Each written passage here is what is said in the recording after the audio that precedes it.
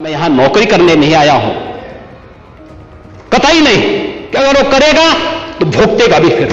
और इसीलिए मैं यहां पे आया हूं। मुझे प्रतिष्ठा प्राप्त करनी होती है तो मुझसे से ज्यादा प्रतिष्ठा अपने मठ में मिल जाती है। आपको बुलडोजर से डर लगता है, लेकिन यह निर्दोष के लिए नहीं है, उन्हीं अपराधियों के लिए है जो प्रदेश के नौजवानों के भविष्य के साथ खिलवाड़ करते हैं, जो प्रदेश के व्यापारी और बेटी की सुरक्षा में सेंध लगाने का काम करते हैं, जो प्रदेश के अंदर अराजकता पैदा करके सामान्य लोगों का जीना हराम करते हैं।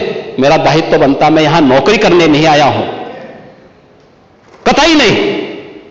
मैं यहां पे इस बात के लिए आया हूं कि अगर वो करेगा तो भोगतेगा भी फिर। और इसीलिए मैं यहां पे आया हूं कि हम लोग उससे लड़ेंगे। ये लड़ाई हमारी सामान्य लड़ाई नहीं है, ये प्रतिष्ठा की लड़ाई भी नहीं है। मुझे प्रतिष्ठा प्राप्त करनी होती है तो मुझसे से ज्यादा प्रतिष्ठा अपने मठ में मिल जाती है, कोई आवश्यकता नहीं मेरे लिए। लेकिन इस प्रकार के गुमराह भरे तथ्यों को लेकर क्या बातें हैं आप लोग बोलते हैं, इस प्रकार के अनावश्यक बातों की तरफ आप ध्यान कर, आप इस प्रकार की चर्चाएं करते हैं।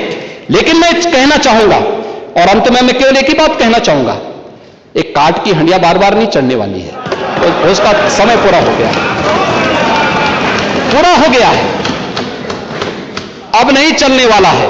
और इसीलिए हम लोग तो इस बात के पक्षधर हैं, और वह ये मैं फिर भी आपसे आप लोगों से कहूंगा, आपसे नहीं, आप तो बड़े बुजुर्ग हैं, वयोवृद्ध हैं, पूरे मैं दोनों पक्षों से कहूंगा कि पांडे जी जैसे लोगों को सम्मान मिलना ही चाहिए, क्योंकि वो पीढ़ी लगभग अपने ढलान की तरफ है और मुझे लगता है उन्हें हर प्रकार का सम्मान मिलना चाहिए।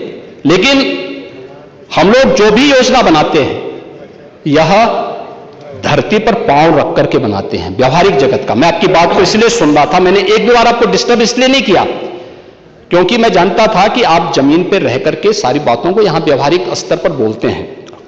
और इसीलिए मैं कहूंगा कि एक पांव, जो अटल जी ने कहा था, एक पांव धरती पर रखकर ही बावन भगवान ने आकाश पाताल को जीता था। धरती ही धारण धर करती है, कोई इस पर भार न बने, मिथ्या अभिमान से न तने। मुझे लगता है गलतफहमी नहीं होनी चाहिए समाजवादी पार्टी या कांग्रेस को कि वह बार बार खटाखट जैसी योजना के माध्यम से जनता को